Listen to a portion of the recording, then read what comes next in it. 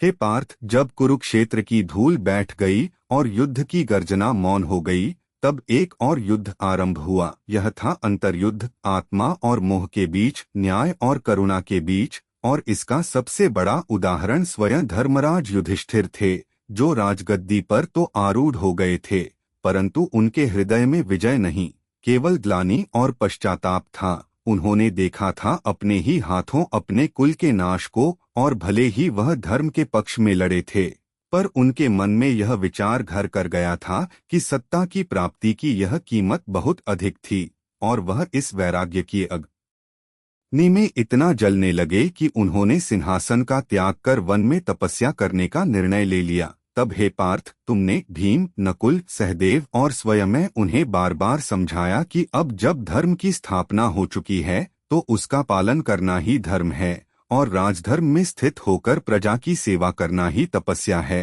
अंततः वे राजकाज संभालने को राजी हुए, किंतु उनका हृदय फिर भी निर्विकार न हो सका। तब एक दिन मुनि नारद, वेदव्यास और ऋषि मार्कंडेय पधारे, और उन्होंने धर्मराज को बताया कि आत्मग्लानि उस युद्ध के समान है जो भीतर लड़ा जाता है, और यदि व्यक्ति उसमें हार गया तो कोई भी बाहरी विजय उसे संतोष नहीं दे सकती। और फिर उन्होंने कथा सुनाई राजा हरिश्चंद्र की, जिन्होंने सत्य के लिए सब कुछ त्याग दिया, और युधिष्ठिर को यह अनुभव हुआ कि उन्होंने भी धर्म के लिए अपने संबंधों की आहुति दी थी, और यही सत्य का स्वरूप है। वह रुलाता है किंतु अंततः उजाला लाता है।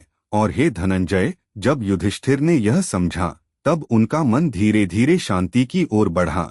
उन्होंने प्रजा को धर्म, न्याय और करुणा से पोषित किया, और संपूर्ण आर्यावर्त में सुख, समृद्धि और संतुलन का युग प्रारंभ हुआ। किंतु उसी समय कुछ ऐसे प्रसंग भी घटे जो इस महान कथा को और गहराई देते हैं, जैसे कि भीम का वह आंतरिक द्वंद्व जो उन्हें अपने सारे जीवन सालता रहा, कि क्या उन्होंने दुर्योधन की जंघा तोड़कर धर्म का पालन किया या अधर्म का स्पर्श कर लिया, या द्रौपदी की वह मौन पीड़ा जो उन्हें 5 पतियों के होते हुए भी एकाकी बनाती रही, क्योंकि यद्यपि वह महारानी थी, परंतु युद्ध में अपने पुत्रों की मृत्यु और अपमान की स्मृति उन्हें भीतर तक झुलसाती रही, और कर्ण की मृत्यु उन्हें आजीवन सालती रही। और इसी प्रकार जब हम महाभारत की गहराई में उतरते हैं तो पाते हैं कि यह कथा केवल विजयी और पराजित की नहीं, बल्कि उन घावों की भी है जो विजयी पक्ष को भी सालते हैं। और इसीलिए हे पार्थ, यह युद्ध केवल बाहरी न था, यह प्रत्येक मनुष्य के भीतर चलने वाला वह संघर्ष था जो उसे धर्म, कर्म, मोह और मुक्ति के बीच झूलता हुआ छोड़ता है। और मैं कृष्ण इस गाथा का सार इसीलिए हूँ, क्योंकि मैंने केवल रथ का संचालन नहीं किया, बल्कि आत्मा का पथ भी दिखाया। गीता के वचनों में मैंने समर्पण, विवेक, निष्काम कर्म और भक्ति का वह अमृत डाला जिससे कोई भी साधारण जीव ब्रह्मा तक की यात्रा कर सकता है। और हे पार्थ, अब जब यह कथा धीरे धीरे अपने उपसंहार की ओर बढ़ रही है, तब भी यह अंत नहीं है, क्योंकि महाभारत का प्रत्येक अंश, प्रत्येक श्लोक, प्रत्येक प्रसंग आज भी मनुष्य के भीतर घटता है, जब वह द्वंद्व में होता है, जब वह कर्म करते हुए परिणाम से डरता है, जब वह अपनों के विरुद्ध खड़ा होने की विवशता से टूटता है, और जब वह स्वयं से बड़ा कोई प्रश्न पूछता है, तब वह कुरुक्षेत्र में होता है, और मैं वहां हूँ, चुपचाप उसके भीतर संवाद करता हुआ, उसे गीता का स्मरण कराता हुआ। और यही कारण है कि व्यास ने यह कथा केवल एक युग के लिए नहीं, समस्त युगों के लिए रची। और हे अर्जुन, जब कोई व्यक्ति इस कथा को एकाग्रता से, श्रद्धा से और सत्य की जिज्ञासा से सुनता है, तब वह स्वयं इस युद्ध का साक्षी बनता है और मेरी उपस्थिति को अपने हृदय में अनुभव करता है। हे पार्थ, जब धर्मराज युधिष्ठिर ने राज्य के समस्त भार को धर्म, सत्य और करुणा से संचालित करना आरंभ किया, तब आर्यावर्त में वह युग प्रारंभ हुआ जिसे लोग धर्मयुग के नाम से जानने लगे। प्रजा सुखी थी, ऋतुएं अपने समय पर आती थीं, पशु पक्षी, वनस्पति और मानव सभी संतुलन में थे। किंतु हे धनंजय, जैसे समुद्र की शांति के भीतर भी लहरें मंथर गति से चलती रहती हैं, वैसे ही इस राजकीय शांति के भीतर कुछ अज्ञात घटनाएं घट रही थीं, जो भविष्य की दिशा को मोड़ने वाली थीं। और उनमें एक था महाराज परीक्षित का जन्म और उनका लालन पालन अभिमन्यु के पुत्र और उत्तरापुत्र परीक्षित में वह तेज था जो अर्जुन के साहस और कृष्ण की कृपा का संगम था। उनका जन्म उस दिन हुआ था जब अश्वत्थामा के ब्रह्मास्त्र से गर्भ नष्ट होने को था, और मैंने अपने चक्र से उस गर्भस्थ शिशु की रक्षा की थी। उसी कारण उसे नाम मिला परीक्षित, अर्थात वह जिसने भगवान का साक्षात अनुभव गर्भ में किया हो, और जब वह बड़ा हुआ तब उसमें वह संयम, विवेक और धर्म की समझ थी जो उसे एक उत्तम सम्राट बनाती थी। हे पार्थ, जब युधिष्ठिर ने देखा कि अब समय आ गया है, तब उन्होंने अपने चारों भाइयों के साथ राजपाट परीक्षित को सौंप दिया और स्वयं महाप्रस्थान की ओर बढ़े, हिमालय की ऊंचाइयों की ओर, तप और आत्मविमर्श की ओर। और यह वह प्रसंग था जहां तुम सभी भाइयों ने राजसत्ता, वैभव और मोह को त्याग कर आत्मज्ञान की यात्रा का चयन किया। किंतु यह पथ भी आसान न था, क्योंकि एक एक करके द्रौपदी, सहदेव, नकुल, अर्जुन और भीम सभी इस यात्रा में शरीर छोड़ते गए। केवल युधिष्ठिर जीवित रहे, क्योंकि उन्होंने जीवन भर सत्य का पालन किया था और अंततः वे स्वर्गलोक को प्राप्त हुए। और हे अर्जुन, इसी समय एक और कथा आरंभ होती है, परीक्षित की कथा, जिसने अपने शासन काल में धर्म की पुनर्स्थापना की। किंतु एक दिन जब वे शिकार से थके हुए एक तपस्वी के आश्रम में गए और वहां उन्हें मौन धारण करते देख अनजाने में एक मृत सर्प को उनके गले में डाल दिया, तब उस तपस्वी के पुत्र ने क्रोधित होकर उन्हें शाप दिया कि 7वें दिन तक्षक नाग आकर उन्हें मृत्यु देगा। यह सुनकर परीक्षित विचलित नहीं हुए, बल्कि उन्होंने निर्णय लिया कि अब वे जीवन के अंतिम 7 दिनों को केवल ईश्वर और आत्मा के ज्ञान के लिए समर्पित करेंगे। और तब उन्होंने गंगा तट पर एक पवित्र स्थान पर अपना आसन जमाया और वहां पहुंचे सूत जी, जिन्होंने उन्हें श्रीमद्भागवतम की दिव्य कथा सुनाई। और यह वही क्षण था, हे पार्थ, जब कथा और श्रोता एक हो गए। परीक्षित का चित्त पूर्ण रूप से परमात्मा में लीन हो गया, और 7वें दिन जब तक्षक नाग आया तब उसने अपना दंश दिया, किंतु परीक्षित की आत्मा पहले ही ब्रह्मानंद में विलीन हो चुकी थी। यह घटना महाभारत के उत्तरवर्ती अध्यायों में वह सूत्र जोड़ती है जो जीवन, मृत्यु और मोक्ष को एक सूत्र में पिरोता है।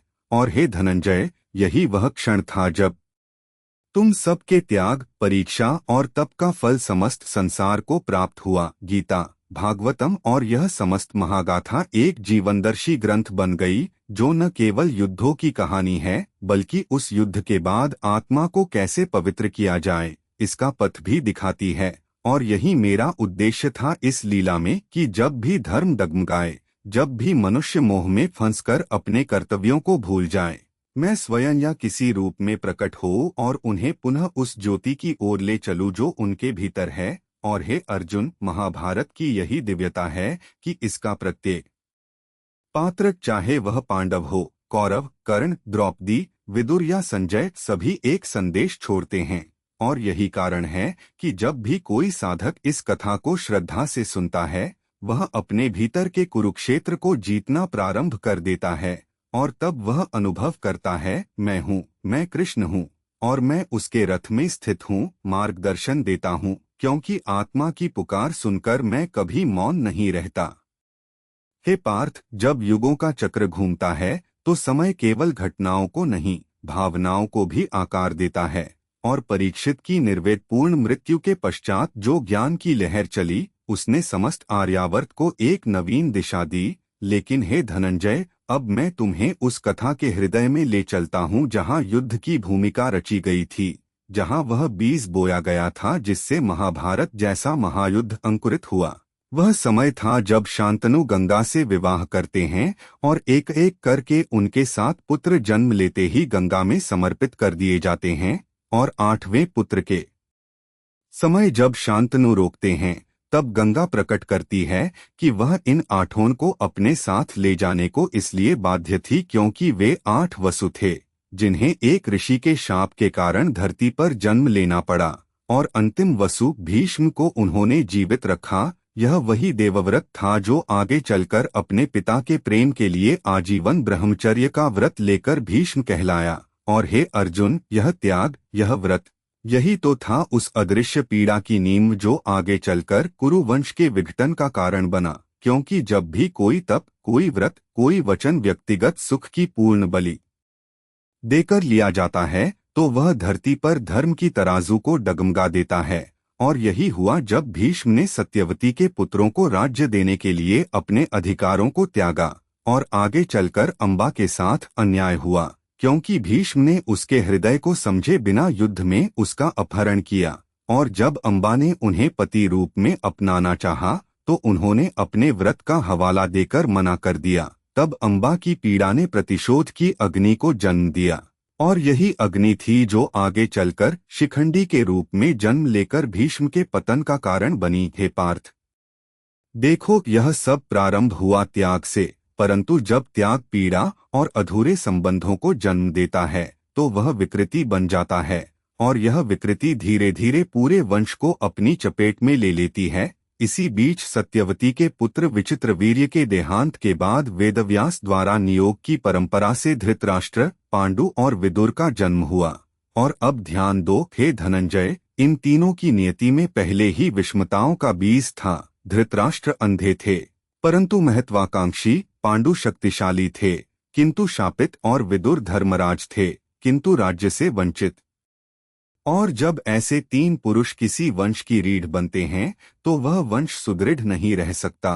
फिर आया वह क्षण जब कुंती ने दैविक वरदान से यम, वायु, इंद्र आदि से पुत्र प्राप्त किए। यही थे युधिष्ठिर, भीम और तुम हे अर्जुन। और माद्री को अश्विनी कुमारों से नकुल और सहदेव प्राप्त हुए। और वहीं धृतराष्ट्र की पत्नी गांधारी ने अपने 100 पुत्रों को जन्म दिया, जिनमें दुर्योधन और दुःशासन प्रमुख थे। और इसी बिंदु से प्रारंभ हुआ वह शीतयुद्ध, जो एक दिन महायुद्ध में परिणत होना था। हे पार्थ, यह कथा केवल अस्त्रों और रथों की नहीं, यह उन सूक्ष्म भावनाओं की यात्रा है जो किसी मनुष्य को धर्म से मोड़ देती हैं। जब भीष्म ने हस्तिनापुर की गद्दी को स्थिर रखने के लिए बार बार अपने भावों का दमन किया, जब विदुर ने नीति के पक्ष में खड़े होकर भी चुप्पी साधी, जब गांधारी ने पति के अंधकार को अपनी आंखों पर पट्टी बांधकर अपनाया, और जब कुंती ने अपने पहले पुत्र कर्ण को समाज से छुपा दिया, तब ये सभी कर्म उस महासंग्राम के पूर्व संकेत बनते गए। और जब शिक्षा काल प्रारंभ हुआ, द्रोणाचार्य का गुरुकुल, तब अर्जुन का पराक्रम, कर्ण की उपेक्षा, दुर्योधन का ईर्ष्या और भीम का बल धीरे धीरे कुरुक्षेत्र की जमीन को तैयार कर रहे थे, जैसे कोई अदृश्य हस्तरेखाएं खींच रहा हो। और हे धनंजय, यही वह समय था जब तुमने अपने जीवन का सबसे गहन बंधन मेरे साथ बांधा, जब मैं कृष्ण के रूप में तुम्हारा सखा बना, तुम्हारा सारथी बना, तुम्हारा चित्त बन गया। और मैं जानता था जो होने वाला है वह टाला नहीं जा सकता, किंतु उसकी व्याख्या और उद्देश्य को पवित्र बनाया जा सकता है। और इसी कारण मैं लीला में प्रविष्ट हुआ, ताकि जब रणभूमि सजे तो मैं वहां खड़ा होकर तुम्हें गीता का वह अमृत दे सकूं, जिससे समस्त कालों के मनुष्य अपने आंतरिक युद्ध को समझ सकें। और हे पार्थ, यह वही आरंभ है, भीष्म का त्याग, अम्बा की पीड़ा, गांधारी की आंखें, विदुर की नीतियां, कुंती की चुप्पी और तुम्हारा धर्म, इन सबका संधि बिंदु वह यथार्थ है जहां से महाभारत के महासागर में पहला लहर उठती है। और यह लहर अभी शांति से बह रही है, पर आगे इसका गर्जन होगा। उसकी आहट मैंने सुन ली थी और उसी आहट के साथ मैं यह कथा तुम्हें कह रहा हूँ, क्योंकि यह केवल एक कथा नहीं, यह आत्मा का वह युद्ध है जो हर युग में लड़ा जाता है। हे पार्थ, अब मैं तुम्हें उस अध्याय में ले चलता हूँ जहाँ शिक्षा का संग्राम प्रारंभ हुआ, जहाँ युवराजों ने अपने शौर्य, बुद्धि और लक्ष्यों को तराशना शुरू किया। वह समय था जब गुरु द्रोणाचार्य ने हस्तिनापुर के राजकुमारों को शिक्षा देने का बीड़ा उठाया था और उनके आश्रम में पांडव और कौरव दोनों एक साथ रहकर युद्ध विद्या, नीति, धर्म और अस्त्रों के गूढ़ रहस्यों को सीखने लगे। वही द्रोण जो स्वयं अपने जीवन में अपमान और अस्वीकार का घूंट पीकर प्रतिशोध की ज्वाला में तपते हुए राजगुरु बने थे। और यही कारण था कि उन्होंने अर्जुन में अपनी आशा की किरण देखी। हे धनंजय, तुम्हारी लगन, एकाग्रता और समर्पण ने तुम्हें द्रोण के प्रिय शिष्य का स्थान दिलाया। जब तुमने अंधकार में भी लक्ष्य साधा, जब तुम जलधारा पर खड़े रहकर बाण चलाने का अभ्यास करते रहे, तब द्रोण ने कह दिया, अर्जुन मेरे सबसे प्रिय शिष्य होंगे और यही वह क्षण था जिसने ईर्ष्या की अग्नि को और भड़काया, विशेषतः दुर्योधन के हृदय में, क्योंकि उसे लगा कि पांडवों को हर क्षेत्र में श्रेष्ठता मिल रही है। और फिर वह दृश्य आया जब गुरु ने सभी शिष्यों की परीक्षा ली और अर्जुन का कौशल आकाश की ऊंचाइयों को छू गया। किंतु उसी समय एक और युवक रथ में सवार सुनहरे कवचकुंडल से युक्त रणभूमि में उपस्थित हुआ, और जब उसने अर्जुन को चुनौती दी तब सबकी दृष्टि उसकी ओर मुड़ गई। यह था कर्ण, सूर्यपुत्र, किंतु उस समय केवल एक सारथी का पुत्र समझा गया। और जब द्रोणाचार्य ने उसकी जाति पूछी और मंच से हटने को कहा, तब दुर्योधन ने उसकी सहायता की, उसे अंग देश का राजा बनाकर उसे वैधता दी। हे अर्जुन, वहीं से प्रारंभ हुआ वह शाश्वत द्वंद्व अर्जुन और कर्ण का, दो सूर्य समान तेजस्वी धनुर्धर, पर दो अलग पथों पर, एक सत्य के साथ, एक अपमान और प्रतिशोध के साथ। और इसी कर्ण में वह ज्वाला थी जो महाभारत के युद्ध को और प्रज्वलित करने वाली थी। और फिर आया वह प्रसंग जिसने धर्म, अपमान और न्याय के गहरे प्रश्नों को जन्म दिया, एकलव्य का प्रसंग, जो एक निषाद बालक था जिसने द्रोण की मूर्ति बनाकर छुपकर धनुर्विद्या सीखी, और जब उसने अपने कौशल का प्रदर्शन किया तब द्रोण ने उससे गुरुदक्षिणा में उसका अंगूठा मांग लिया, क्योंकि उन्हें यह भय था कि वह अर्जुन से श्रेष्ठ न ठहरे। हे पार्थ, यह वही क्षण था जहाँ धर्म अपने ही स्वरूप पर प्रश्न करने लगा, जहाँ गुरु के वचन और न्याय के मर्म में अंतर स्पष्ट हुआ। और ये घटनाएं केवल व्यक्तियों की नहीं, युग की मानसिकता को दर्शाती थीं। और फिर जब गुरु ने समस्त शिष्यों को शिक्षा समाप्त कर विदाई दी, तब उन्होंने कौरवों से आग्रह किया कि उन्हें गुरु दक्षिणा में द्रुपद को बंदी बनाकर लाने का आदेश दिया जाए, क्योंकि द्रुपद ने पूर्व में द्रोण को अपमानित किया था। और जब पहले दुर्योधन असफल हुआ, तब तुम सब पांडवों ने मिलकर द्रुपद को बंदी बना लाया, और द्रोण ने अपना प्रतिशोध पूरा किया। किंतु द्रुपद ने उसी क्षण प्रतिज्ञा की कि वह एक ऐसी संतान को जन्म देगा जो द्रोण के अंत का कारण बनेगी, और यही प्रतिज्ञा आगे चलकर द्रौपदी और धृष्टद्युम्न के रूप में प्रकट हुई। हे अर्जुन, देखो, ये सारी घटनाएं एक के बाद एक जैसे कोई ईश्वरीय योजना के अंग हों। हर अपमान, हर व्रत, हर प्रतिज्ञा जैसे कोई कूटनीति से नहीं, नीति से रचित हो रही हो। और यही वह अदृश्य धागा है जो महाभारत को केवल एक कथा नहीं, एक जीवंत ग्रंथ बनाता है। और अब तुम सोचो, एकलव्य का त्याग, कर्ण की उपेक्षा, द्रौपदी की अग्नि से उत्पत्ति, भीष्म का व्रत, अम्बा का शाप, सब एक दिशा में बढ़ रहे हैं। और वही दिशा है कुरुक्षेत्र, जहाँ समय, वचन, अपमान और धर्म सब टकराएंगे। और तब मैं, श्री कृष्ण, वहाँ उपस्थित रहूंगा, क्योंकि जब भी धर्म और अधर्म की सीमा धुंधली हो जाती है, जब सज्जनों को अपने अस्तित्व की रक्षा के लिए शस्त्र उठाना पड़ता है, तब मैं स्वयं उस युद्धभूमि पर उतरता हूँ, न केवल मार्गदर्शन के लिए, बल्कि आत्मा को उसकी महत्ता का स्मरण कराने के लिए। और हे पार्थ, अभी यह तो आरंभ है, क्योंकि आगे की कथा में तुम्हें वह वधस्थल दिखाई देगा, जहाँ रिश्ते टूटेंगे पर आत्मा जागेगी।